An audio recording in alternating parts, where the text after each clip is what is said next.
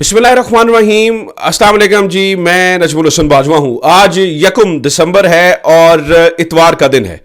नाज़रीन इकराम, जो गलती पाकिस्तान तहरीक इंसाफ से 9 मई को हुई थी, देखिए या तहरीक इंसाफ के ऊपर डाल दी गई थी, ये कहना चाहिए कि तहरीक इंसाफ के ऊपर जो गलती 9 मई को डाल दी गई थी और जो उसके बाद तहरीक इंसाफ के साथ हुआ था, वो नाज़रीन इकराम उसी तरह की एक गलती शहबाज शरीफ साहब ने डी चौक पर गोलियां चलवाकर कर दी है।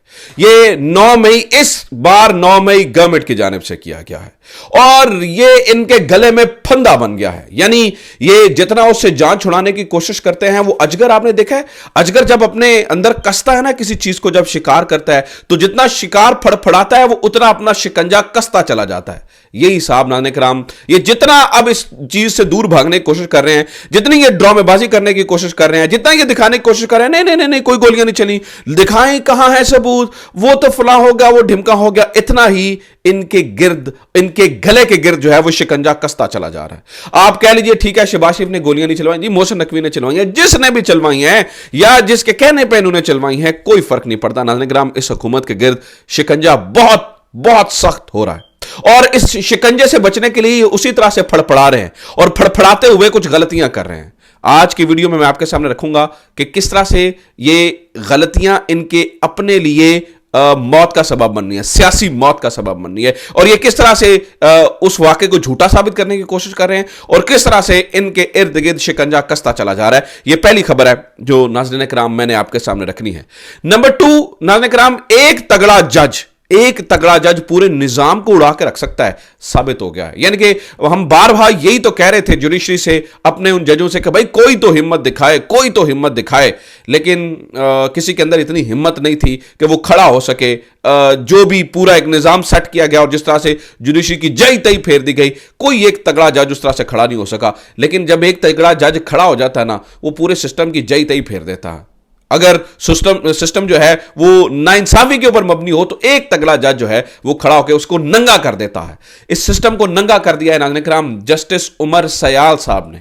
जस्टिस उमर सयाल ने क्या किया और सिस्टम उनके खिलाफ क्या करने की कोशिश कर रहा है, जस्टिस उमर सयाल ने क्या किया, ये भी खबर नाज़रीन इकराम अहम तरीन है, ये भी मैं आपके सामने रखूंगा। ये 2 बड़ी खबरें हैं जिनकी तफसील आपके सामने रखने वाली है। सबसे पहले गुजारिश ये है कि आप इस वीडियो को ज्यादा से ज्यादा शेयर कीजिए, ज्यादा से ज्यादा लोगों तक फैलाइए। मैं आपको बारहा कह रहा हूं कि इस वक्त कम्युनिकेशन को ब्लॉक किया गया है, लोगों तक सच नहीं पहुंच रहा है, तो आप ज्यादा से ज्यादा लोगों तक इस वीडियो को जरूर शेयर कीजिए ताकि लोगों को पता चल सके कि असल हकीकत क्या है। और चैनल को अगर आपने सब्सक्राइब नहीं किया तो सब्सक्राइब भी जरूर कर लीजिए।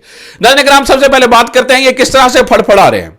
नाज़रीन इकराम, ये इस तरह से फड़फड़ा रहे हैं कि इनको समझ नहीं आ रही है कि हम इसके ऊपर क्या मौक़िफ़ अपनाएं। ये जो हमने भंड कर दिया है, ये जो गोलियां चला दी हैं, ये जो हमने बंदे मार दिए हैं, अब इसको छुपाएं तो छुपाएं कैसे। इन्हें लग रहा है कि हम 80 के दौर के अंदर रह रहे हैं। हम कहेंगे नहीं नहीं नहीं नहीं कुछ नहीं हुआ, अखबारों में बयानात दे देंगे, अखबारों में इश्तिहारात दे देंगे तो मामला दब जाएगा और कहानी ठुस हो जाएगी। नहीं नाज़रीन इकराम, ये आज 2024 का दौर है, बल्कि यूं समझिए 2025 का दौर है।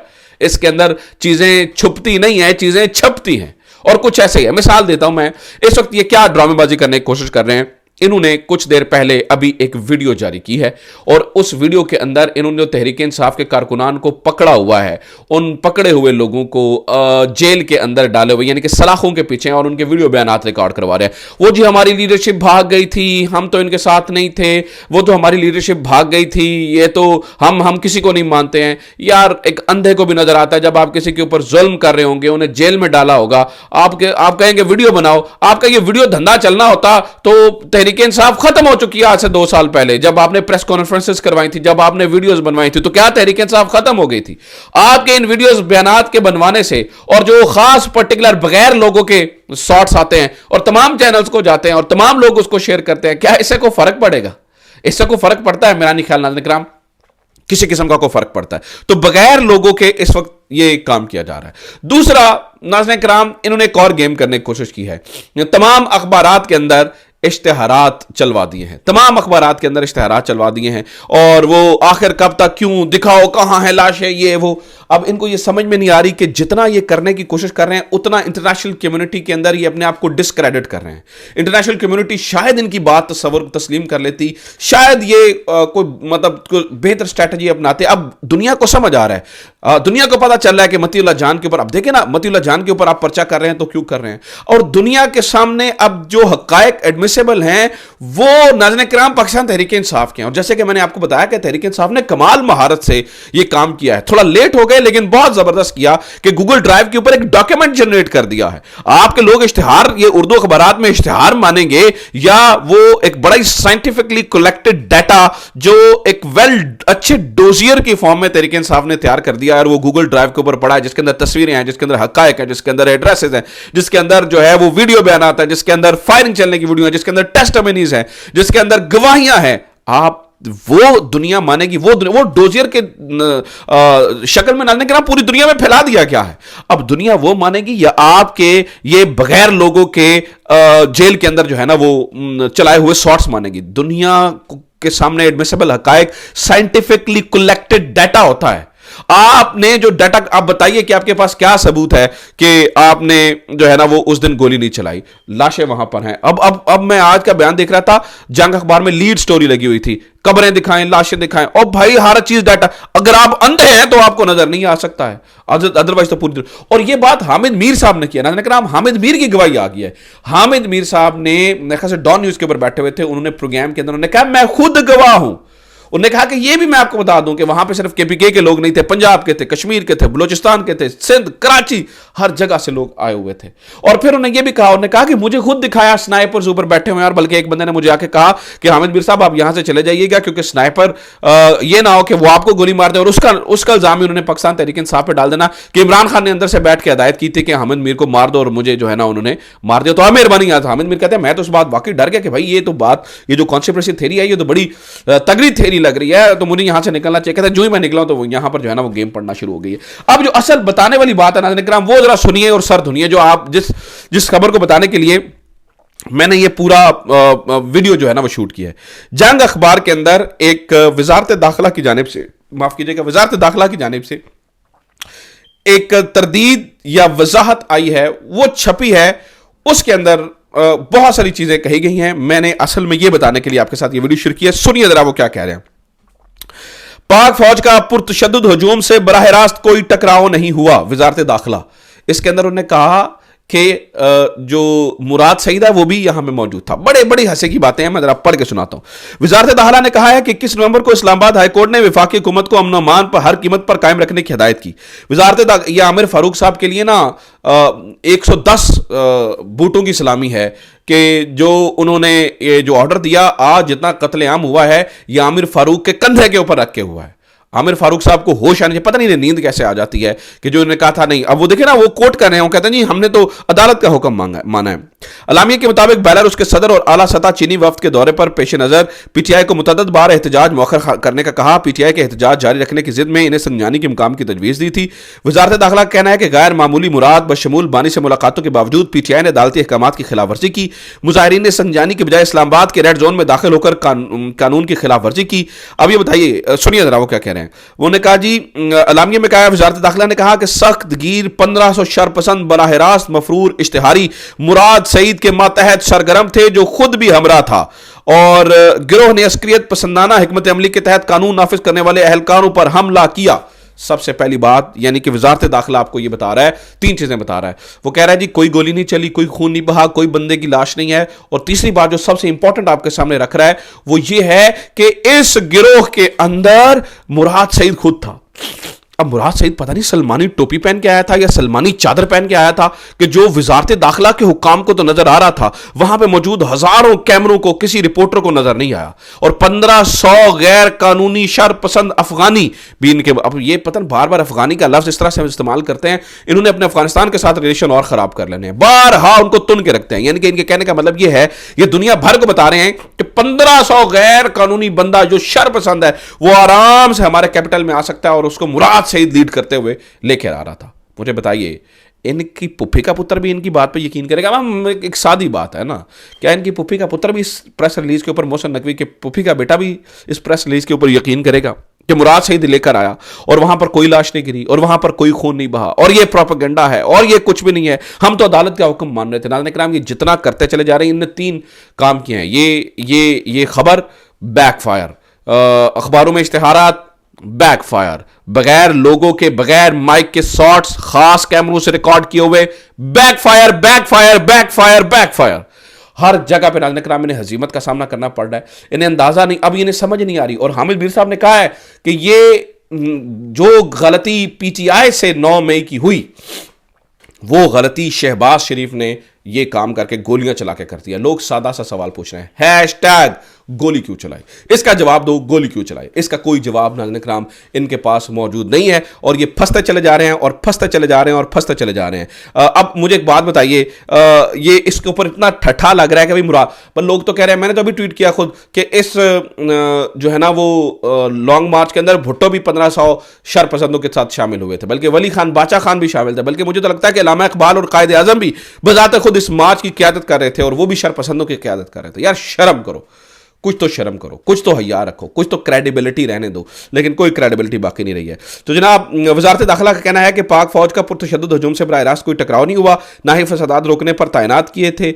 मुंतशिर करने के दौरान क़यादत के हमरा मुसल्लह गार्ड्स और मुजाहिरीन के मुसल्लह शरपसंदों ने अंधाधुंध फायरिंग की। इन खुद साख्ता पुरतशद्दुद हालात में पीटीआई क़यादत ने सूरत हाल संभालने के बजाय राह फरार इख्तियार किया। यानी कि पीटीआई के लोग फायरिंग कर रहे थे, पुलिस और रेंजर्स ने उनके ऊपर कोई फायर नहीं किया, और वो निहत्ते फायरिंग वाले लोगों से जो है ना वो उन्होंने बचा लिया।